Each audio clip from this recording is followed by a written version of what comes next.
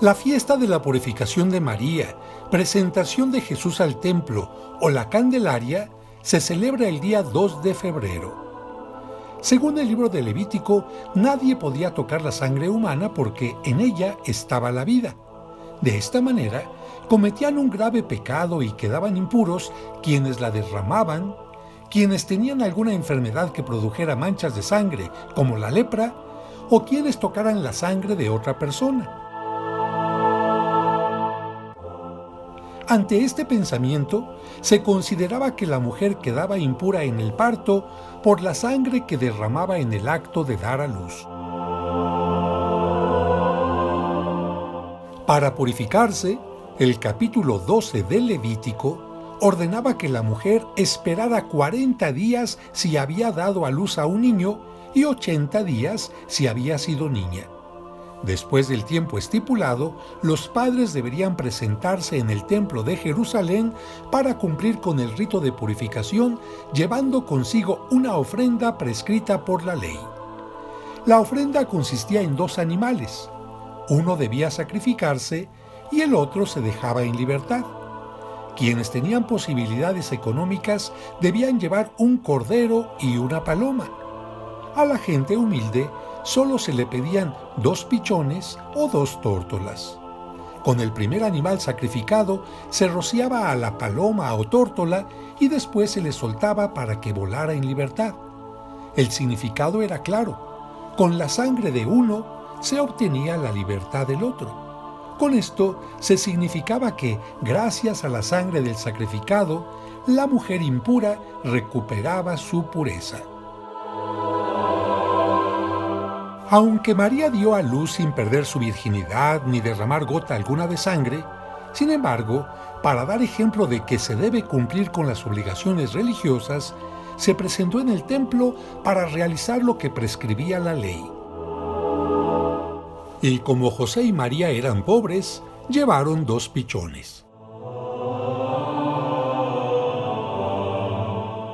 Los detalles de este momento los menciona el Evangelio de San Lucas.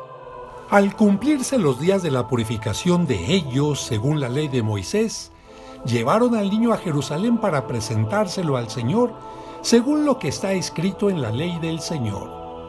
Todo macho primogénito será consagrado al Señor. Y para ofrecer el sacrificio de un par de tórtolas o de 2 pichones, según lo prescrito en la ley del Señor. Después, el texto presenta a un anciano que reconoce al niño como el Mesías y lo proclama como luz de las naciones. Así dice el texto: había por aquel entonces en Jerusalén un hombre llamado Simeón, hombre justo y temeroso de Dios, el cual estaba esperando el consuelo de Israel, y en él habitaba el Espíritu Santo. El Espíritu Santo le había revelado que no moriría sin haber visto antes al ungido del Señor.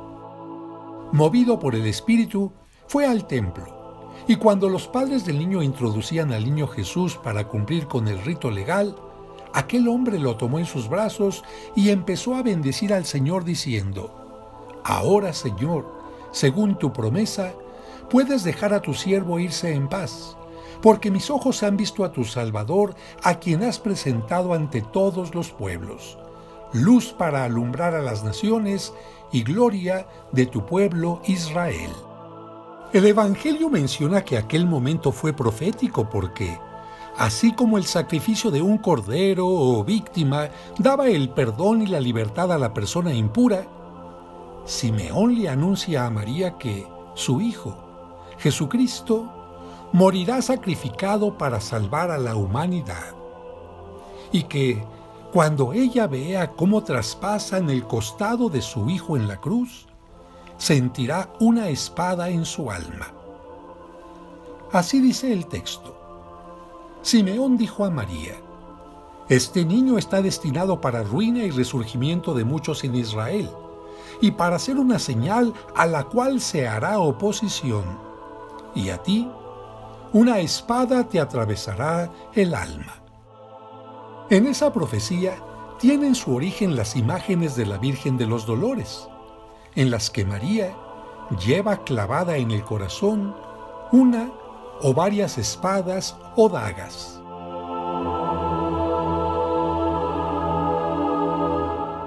La fiesta de la presentación del Señor, llamada también por algunos de la purificación de María, se celebra el 2 de febrero, 40 días después de la celebración del nacimiento de Cristo.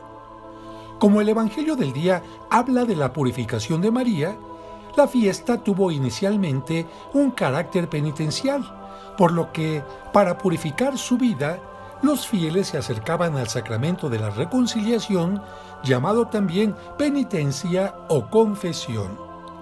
Y para recordar las palabras del anciano Simeón, que anunció que Cristo sería luz para alumbrar a las naciones, se hacían y se siguen haciendo procesiones con velas, llamadas también candelas.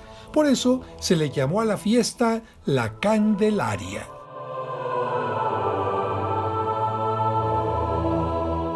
En México, la celebración se enriqueció con otros elementos porque, como casi en todos los hogares se coloca el nacimiento, las familias levantaban este día la imagen del Niño Dios y la llevaban al templo para que fuera bendecida, recordando así la presentación del niño al templo, y no podían faltar las velas o candelas. Después de que el Niño Dios había estado solo con pañales en el pesebre, lo comenzaron a vestir con ropas especiales y lo acompañaron de 2 figuras de palomas que recordaban la costumbre judía. Así, lo llamaron el Niño de las Palomas.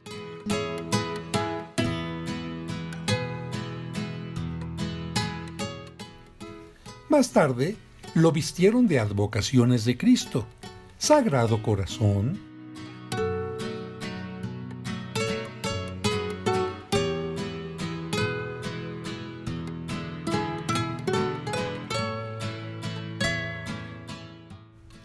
Nazareno,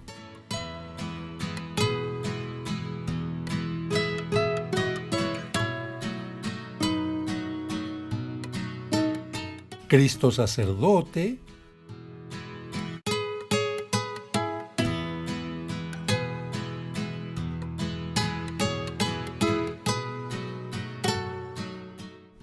Buen Pastor,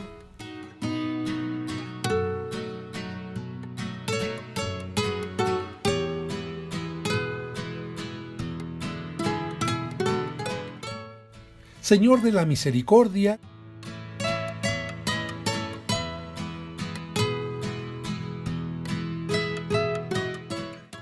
etc. Todas estas vestimentas eran acordes a la misión de Cristo. Pero, lamentablemente, en los últimos años, por ignorancia y falta de información, algunos fieles visten incorrectamente la imagen, y es frecuente que la vistan como ángel o como algún santo. Esto debe corregirse porque Cristo es el Hijo de Dios que está por encima de los ángeles y los santos.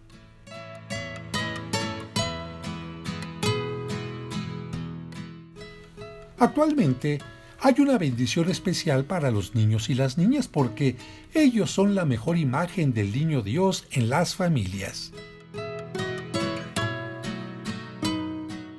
Vivamos nuestras tradiciones y cuidemos de no caer en errores.